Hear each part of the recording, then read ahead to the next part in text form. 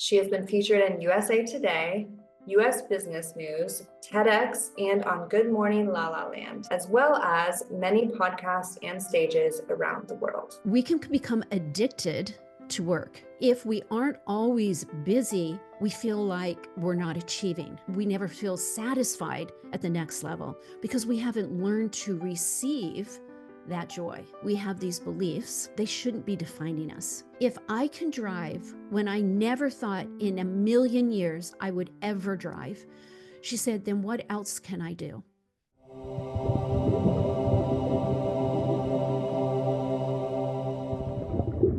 Lisa Thomas, welcome to the podcast. I'm excited to be here. I would like to start off with epigenetics and inherited patterns. So could you explain epigenetics in simple terms and how it influences our ability to achieve success? I certainly can. We all inherit our fixed DNA. That's what makes us 5'2" or 6'7". It's what gives us green, brown, and blue eyes. That is a fixed helix. But within that, we inherit the life experiences of our ancestors, and that's the emotional side of epigenetics. So it's based on the life experiences of those who have come before us, their traumas, their experience that get passed down in our cellular memory.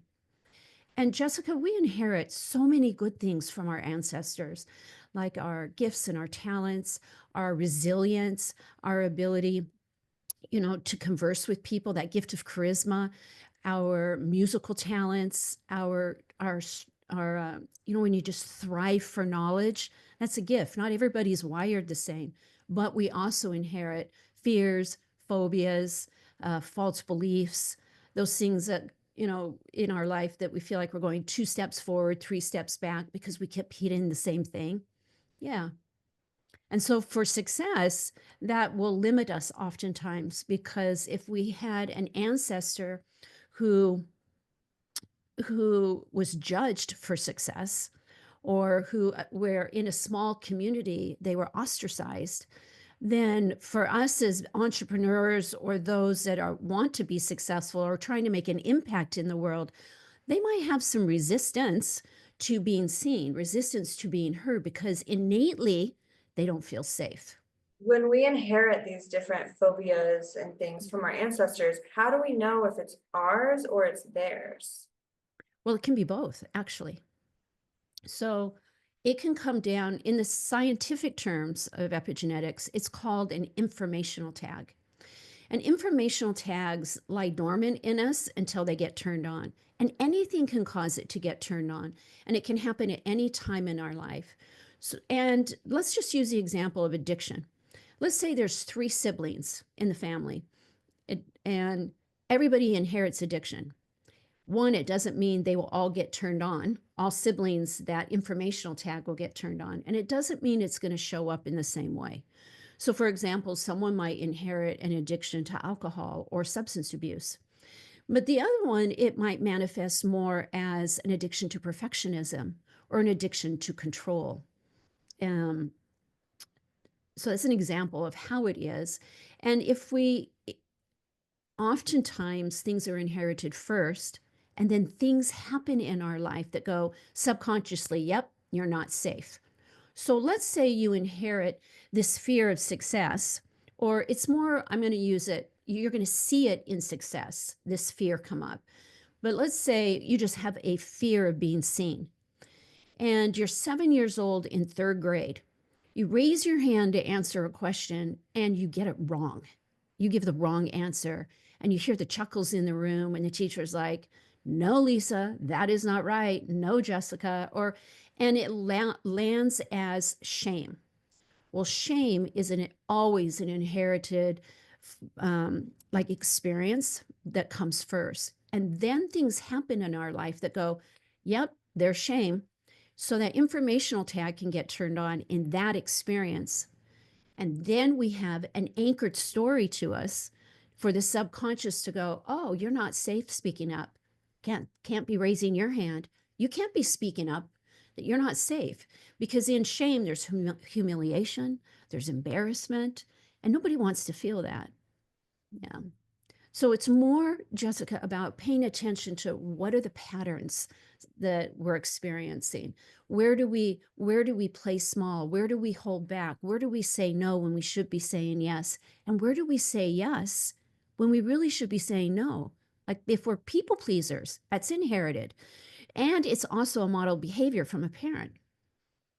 So it's like a double whammy. So if you're a people pleaser, there's oftentimes that becomes exasperated, right?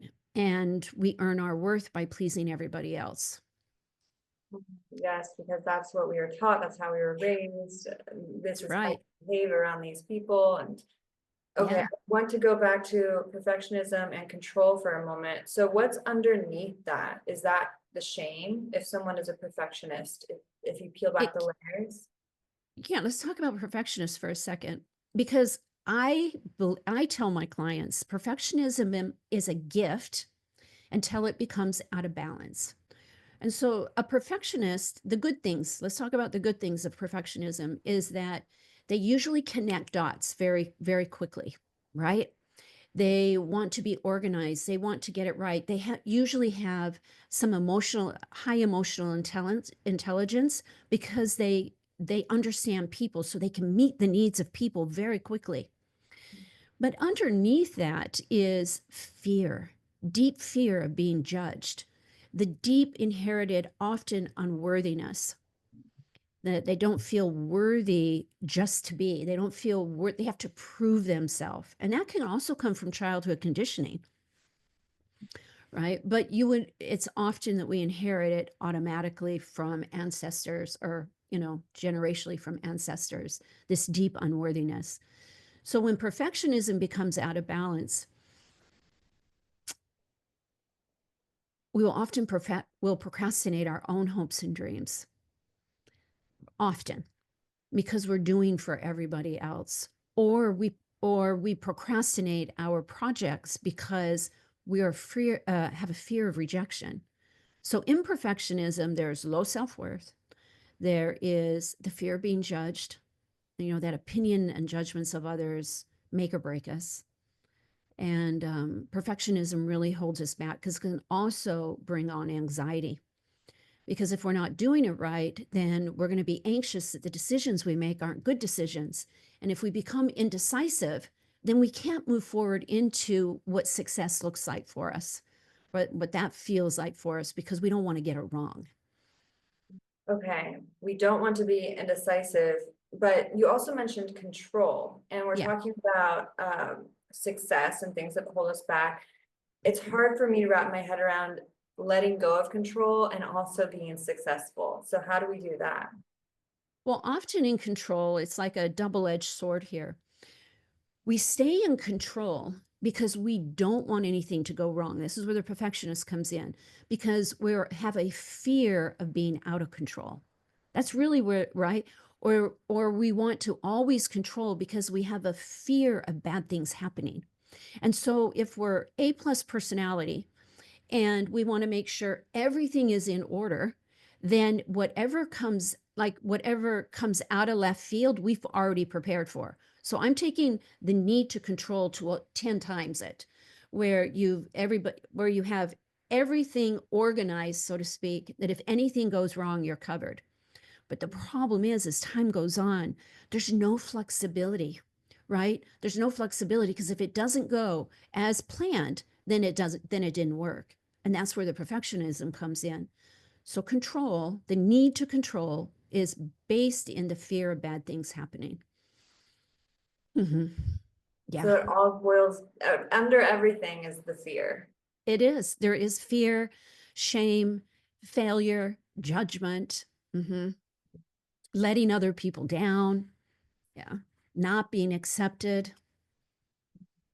Yes, okay. Something that I've heard several times before is that when we do strip back the layers and there is the fear there, that it's really about because generations ago, if we were outcasted from our tribe, that meant we were killed. And That's so we right. need to fit in, we need to be, we need to feel included, and so that fear is the fear of not being a part of. That's right. That's right. So if you think about a small community, and there'll be those listening that live in small communities, and there is that everybody knows your business in a small community. And when everybody knows your business, there's no privacy. And if there's no privacy, then that means you're up for judgment if you're not doing it the same way that they think you should be doing it. So it can happen with success here, where, in fact, this is a great example. If somebody is working hard, or let's say money comes easy for somebody. And what I mean by that is they're not caught in the struggle of it. But if the community then judges them on their wealth because they're not struggling, what can happen in generations coming down the pipeline is there is developed this need to struggle in order to earn your worth. And that happens very often in success. I have a great story. Want me to tell you this story? Okay. Yes. So, in fact, I have a couple stories, but let's talk about this one. This is a woman that came to me who had a lot of body pain. She was a very successful CEO of a company, and she just she was exasperated. She was tired. Her husband wanted a divorce because it was just all she did is work.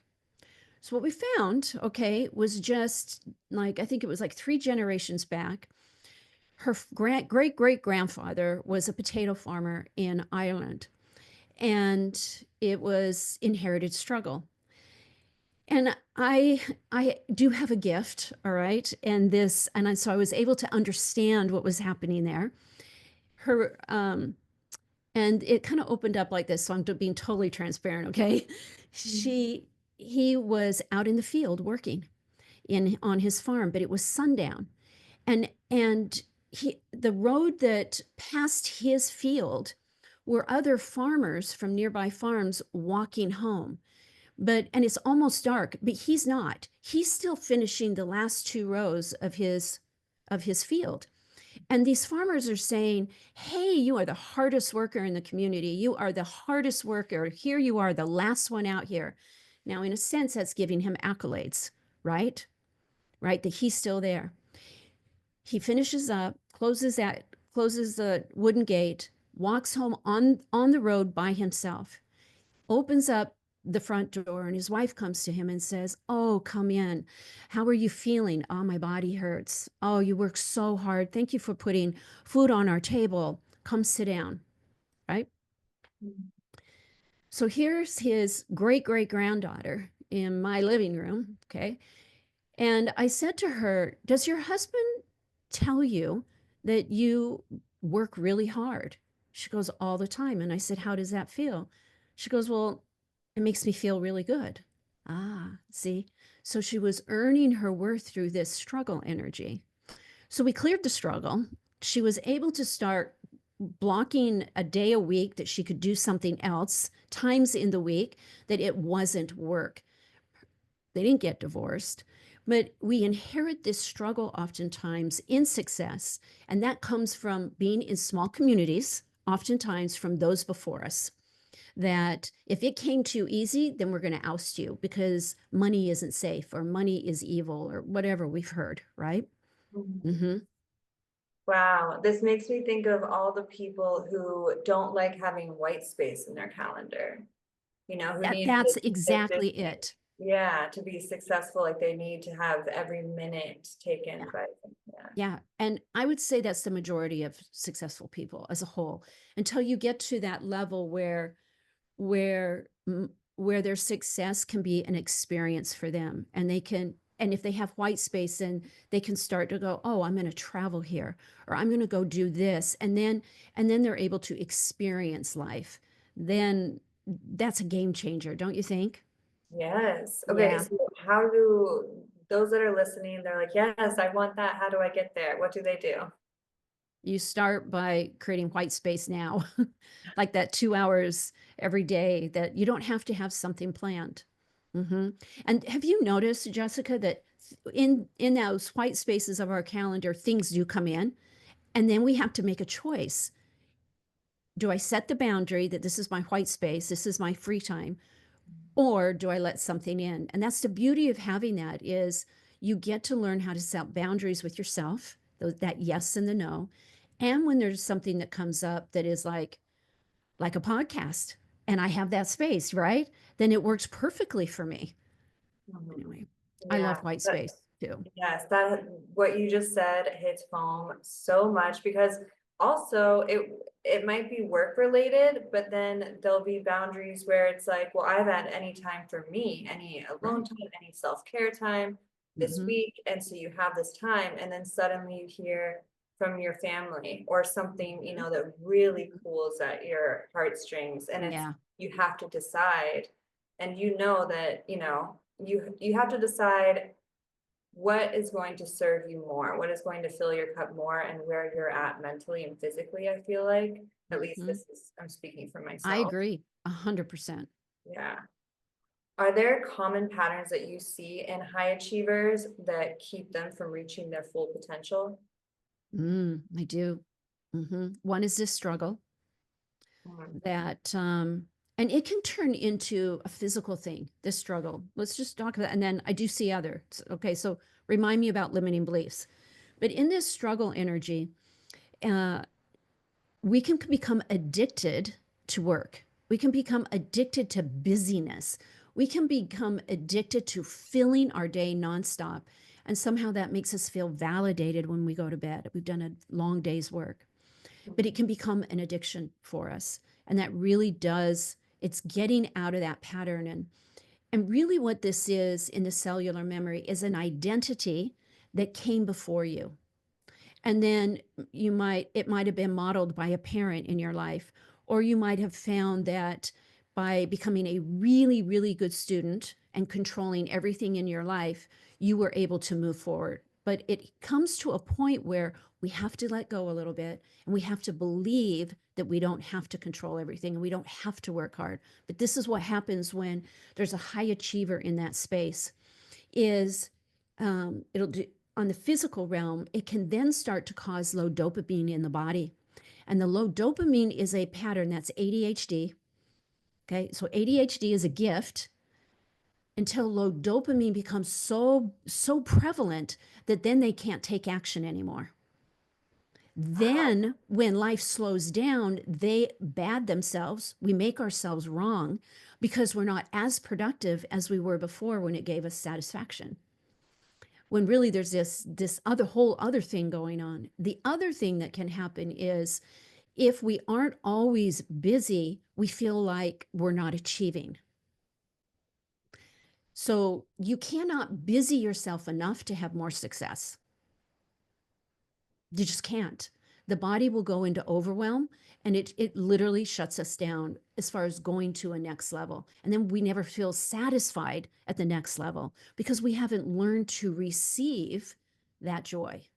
So every level will never feel satisfied. And we get caught in that workaholic addiction. hmm And the other one, okay, is this belief that we can't have more. And I'll explain what that is. I call it an upper limiting belief. So it could be, I'll give you an example of somebody in the entertainment world who is producing a movie and comes to me and he's doing one project at a time. And I'm like, what would it look like to do multiple projects at a time? No, I can't do that. I'm just a one project at a time guy. Well, there's a lot riding on one project at a time. Yes, grateful for one project. But in that industry, if there's not another gig in the pipeline by halfway through the project you're in, then scarcity starts to show up because there isn't something lined up for when you're done. So that's part of the success pattern in the industry is something needs to be in the pipeline before you finish the one you're doing. So, we cleared this inherited scarcity on his mother's side. And I can say it's probably been a few years we've worked together, but now has 7 projects in the pipeline, all at the same time. He's doing all these things at the same time. So it's the capacity this belief we have in ourselves of what we can do and what we can't do. When really, Jessica, there is so much more potential in us, but we have these beliefs, which always have a thread of truth in them. but they shouldn't be defining us because there's more capacity to us. And another one is around money. So inherited scarcity can show up about the belief in who we are, like what we can accomplish. Scarcity can show up in our time and what we, time, the scarcity of time. Scarcity can show up in deep connections with people, our ability to have a love relationship, a family, say, and success in work. So an upper limiting belief here among successful is I can only have one or the other. So I can only be successful in business or a relationship, but I can't do both. And so often women will give up family, all right, for meaning a partner, right, that connection for success in business often, okay? Or they put off children when they wanted children, they put it off and then they can't get pregnant. And then there's this sense of failure because they didn't do it right. Then when it comes with money, I'm just rattling this off, okay, girl? Then when it comes to money in success is, oh, I've already made a lot of money. Who am I to want more? When really it's not the money they want, it's the impact they want to make. And so it's clearing out this belief that they're being greedy by wanting more, or that they're taking from someone else's success because they've already had success, but that it's really about the impact that they want to make. So those are several successful people that we would deem successful, what they bump up against.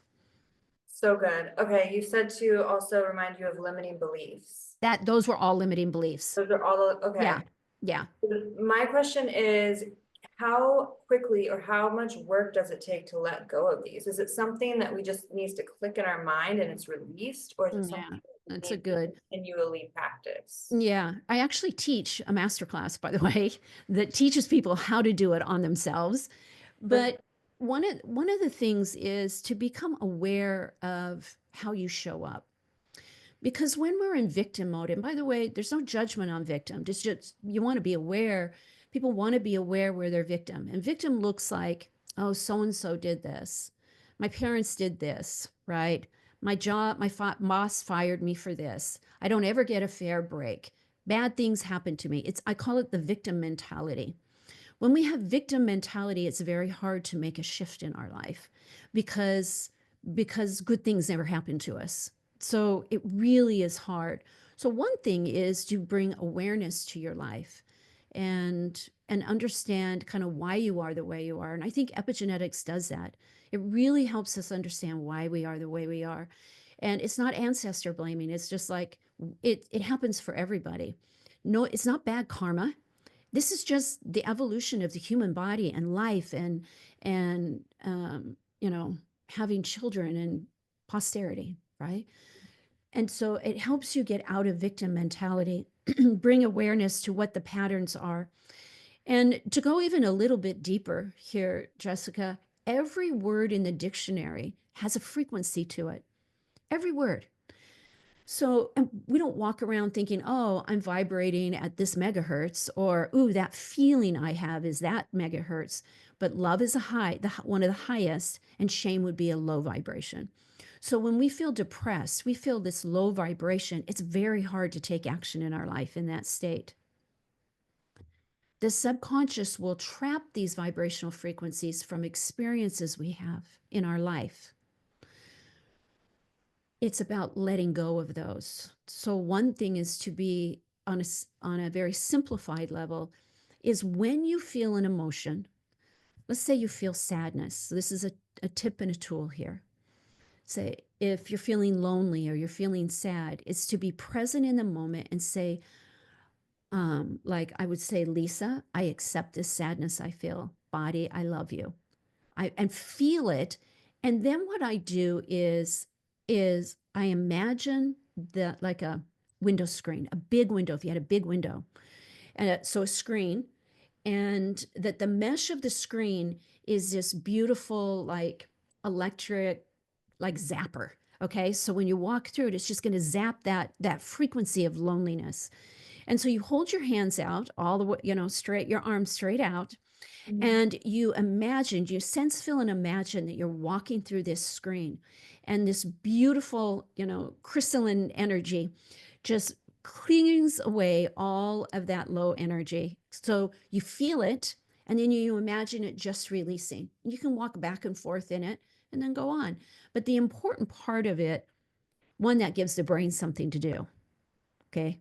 But the other thing is to really like put your hands over your heart and say, okay, I'm feeling loneliness. I accept myself that I feel lonely, because our tendency and learned behavior is that you squash that down and you move forward.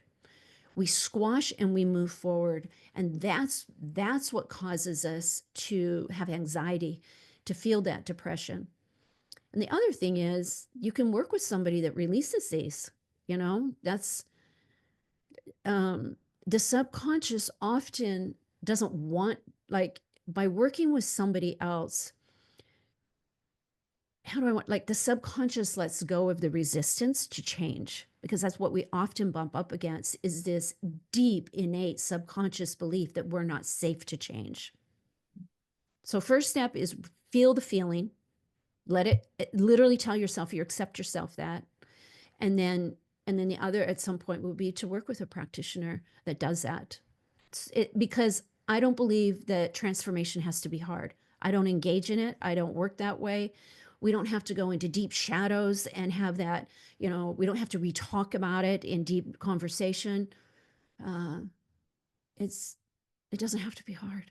Yeah, yeah, I love that. It doesn't have to be hard. So No. the visualization that you just shared, that's something that anyone can do when they're feeling these low vibration Yeah, emotions. absolutely. Is there, Identify what you're feeling and then okay, do the exercise. Yeah.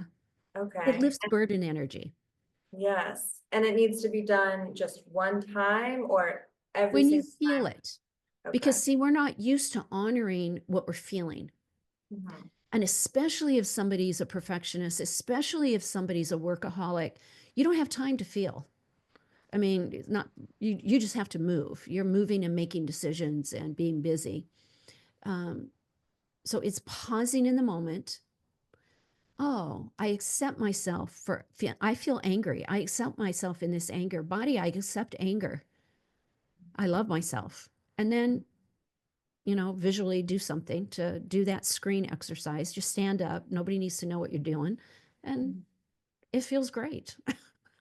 The catch 22 on that is the people who don't have time because they're so busy. Exactly. Once you do it, you actually end up creating more time for yourself. You get better, everything becomes more aligned, so you work better, your head's clear, that energy is lifted from you, so it leaves this space that you're able to be more productive and more successful. That's right. Absolutely right. It does. It frees up life for you in your headspace and how you feel. The other thing is, oftentimes for people that work at home, they don't really take time to regenerate in their body. And so just taking 5 minutes, it's actually harder than it sounds, but taking 5 minutes and walking around the block in between whatever, Zoom calls or what you're doing. And you could do this process when you do that. Oh, I'm releasing anger right now. I'm feeling this anger. And imagine it just coming off of your back, out of your back, off of the cells of your body. Mm-hmm. Yes. Oh, I'm a huge supporter of taking frequent short walks throughout the day. Yes. It Yeah. changes, it's a game changer, but we don't do it as a whole. Yes. And I Yeah. notice a difference whether I'm listening to a podcast or something, or I'm just doing it silently. I feel so much lighter when I just do a quiet walking. It's like a walking meditation. I love walking meditation. Walk and talk is what I think say to myself. Walk and talk, meaning I'm letting go of these things. I might be talking to guardian angels or right higher source, and walk and meditate. In fact, you know what else I do, Jessica, Mm. is for several years now, and I love music. And I love podcasts. And so I live in Los Angeles, and traffic is a thing.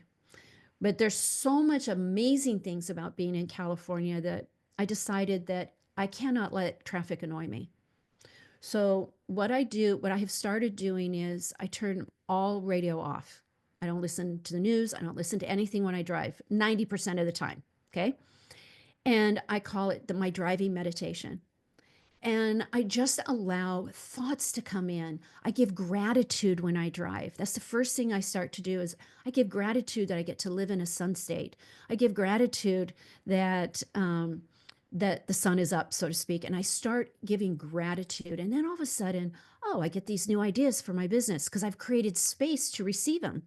But if there's always noise in our space, it's really hard to receive. Yeah. Yeah, Mm-hmm. it's getting quiet is the key piece, and it's more, it's harder today, I feel, than ever before. Ever But before. We live yeah. in a very chaotic world right now. Mhm. Yeah. Yeah, Mm-hmm. which makes it even more important to make time for it. Mm-hmm. Absolutely. There was something that you shared on social media about ancestral, I believe it was trauma, but basically how it's every 4 generations. Mm-hmm. I was Mm-hmm. interested in hearing more about that, and because I feel like I happen to be lucky number 4. And how do you know if it's your generation, and what does that look like, and anything else? Yeah. It's that generation is going back those many generations is very common that I've found in the work. There are things that go back further, Jessica. And for me, I'll tell you how like I formulate, I really believe that the body will give us the answers we need. So even though I have a lot of spiritual gifts, I always honor the body because the person, I'm not releasing it. So I'm going into detail here. I'm not releasing it, but your body does. So I trademarked a form of muscle testing that I teach in my Soul Awakening. And you can test how many generations it goes back. So, like, I'm going to show you an example. This is a scan list of 280 words in like zero point 0.5 font. I have to wear my glasses, right? And so I muscle test when I'm working with someone, like I might say, what needs to be released to clear generational trauma? And you're going to know you have generational trauma if you have panic attacks, if you feel nervous around doing new things, if you have a fear of money, like money's going to run out. And by the way, the fear of money has nothing to do with how much money you have in your bank account. So people that have $5 in their bank account think that, oh, it's because I have no money in my bank account. It's not true. People that have 5 million in their bank account and in their investments can have the fear that money will run out. Okay. So it's, then you know there's some inherited trauma. So I can ask that question. I state it out loud, right, with a client. They don't, I'm not asking them that. I'm asking their subconscious. I then scan these 280 words. So let's say I get it's scarcity. And I'll say it is on the mother or the father's side, right? Muscle test that. Then how many generations back? So trauma is very inherited. So let's think about the trauma of not enough food. So oftentimes someone who just cannot let go of their addiction to comfort food, say, well, often that's an inherited trauma of famine, of not having enough food or food being scarce. Trauma can be body pain, like those aches and pains of the farmer getting passed down. So when she's working hard, all of a sudden his descendant was having body pain. It was a type of trauma. People that um, you know, let's just talk about or use the example of the Great Depression. There's trauma in that. There's trauma in different cultures with wars and how we've treated people. And so now, right now, in our current world, oh, there's a lot of fear because of what we see, but because of what their ancestors experienced. So they've never really felt safe. It's just been doable. So now, like, people can't sleep because they feel like it's annihilation. They might be annihilated. Well, that's a feeling in the cells of the body where it starts first. Yeah. This is so fascinating. I really hope, and maybe we can with AI at some point, get to a point where we can just get some type of scan done to our body and a printout of these are the ancestral traumas you have to release. I know that we have like the signs, the panic attacks and things, but it would just be nice to have like a more concrete printout, and then we know exactly what to do and what to address. And once it's done and cleared. Yeah, that would be super cool. And we don't need to have it that controlled. I'll tell you why. I'll tell you Yeah. why. The subconscious is the master controller and it gets a bad rap. Now, the ego mind, like it's all about the ego mind, wanting to hold us back. And that's really not, it's the case, but it's not how it's set up. So the subconscious is there to protect us. And when the subconscious, like, so let's say you're 10 years old, you're racing your sister down the hill, your brother down a steep gravel hill, and you fall. Okay. And there's other people around. Maybe it's a group of friends. You're all racing down the hill and you fall and you skin your knees. And then what can happen is the subconscious can trap that experience and cause you to feel like the next time, oh, you're not safe running.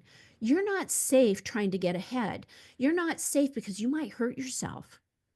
And so it holds us back because it's trying to protect us. Mm. So if the fear of change, right? So let's say we had this printout of everything that Jessica inherited. Okay. The subconscious is not going to let that all release at one time because it can put somebody into a healing crisis. This is layered and layered deep within us, our life experiences and inherited. But the subconscious, when it's on board and given permission to, hey, like what's the priority here? What needs to be released now? Then it's all about it. It'll tell you what it needs to release. And then there's no healing crisis, there's no hard work, there's no like it understands that it's not serving you to hold on to it anymore. So it's like Yes, getting it on board versus I'm just going to go clear all these things, right? Does that make sense? absolutely. Healing can't happen overnight. No, it can't. But healing is transformational every step along the way. So I'll give you an example of this woman who came to me. She was 31 and her husband was driving her everywhere in Los Angeles. Now, you can drive along Southern California, like on PCH or Lincoln Boulevard for a long ways. But really, if you're going to live in Southern California, you need to be able to get on a freeway or your whole day is driving. Like you really can't live here and not drive on the freeway. It's very limiting. So she came to me and she said, I don't drive on the freeway. And actually, I really don't drive. And I said, okay, let's work on this. And it took a couple times to clear that phobia of driving on the freeway. And then she she came back to me and she said for another session and I said, "What's up? Like you're driving." And she goes, "If I can drive when I never thought in a million years I would ever drive." She said, "Then what else can I do? What Mm. else is possible for me?" And so an example of the subconscious thought it was helping her stay safe. She was never going to be in a car accident. Nobody, and by the way, she was a big controller. Nothing could impact her life and throw her off because she wasn't going to even allow anything to happen.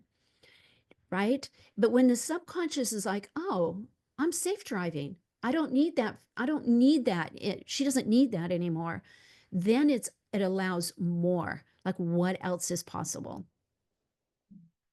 Yes. Oh, that's so true. It's so great too when we see other people that have a characteristic that we have that we see as like holding us back, but yet they have it and they're doing what we want to do. That means we can do it too. Exactly. Yeah, Exactly. yeah. Yeah. So neat. I have two closing questions for you, but before I ask them, where can people go to learn more and enjoy your work? You wrote a book, I mean, all kinds of things. So where can they go to find more about Lisa Thomas? Well, I would love you to follow me on Instagram, or I have a lot of social media channels. It's Lisa Thomas Global. Lisa Thomas Global. And that's my URL for my website. If somebody wants to do the masterclass or they just want to learn more about this, just follow me, connect with me. I have a private Facebook. Lisa Thomas Global will get you somewhere. And then you can go from there. On Facebook, I believe it's called Releasing Inherited DNA. Okay. Yeah. Lisa Thomas Global, that will be Yeah, in that's the the description. easiest one. Easiest one. Perfect. Mhm. Your first question is, what is your number one health tip? So that could be spiritual, emotional, physical, diet, and nutrition. Just the number one tip that you would like everyone to know. Gosh, I do so many things, Jessica. What is my number one tip? I am a big believer in stacking. I'm going to give you an example. So in this, it's water. Water's good for us, but we can add things to our water that add to the nutrition of our body. I have beet juice in here. I have elements in here. It's really important that we have not table salt, but the right kind of salt, the potassium in that. So I'm about nutrition stacking and making good use of what you do. So you don't spend your day trying to take all these supplements. You can add it. I've got it's called Fifth Kingdom. It's a powdered mushroom that brings balance to the body in here. So here it is. And I just drink this water throughout the day. Ooh, that sounds delicious. I can't say it's super delicious, but I do For put me, some vanilla protein in there that does add a nice flavor to it. It is delicious for the body. And food is a vibration. And I'm not saying don't ever eat junk food, but sugar just really doesn't serve the body. It weakens the immune system, and to really minimize that will really help the body be stronger. Mhm. yes, I agree. For your last question, you get to choose a number 1 through 100, and it will correlate to a more personal question. Okay. To a personal question? Any number 1 through 100. Oh, let's do 80.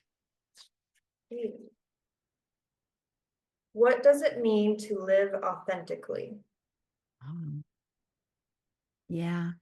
That's something that we do throughout our life, and authentically looks differently how you're going to experience it. But it's being true to yourself.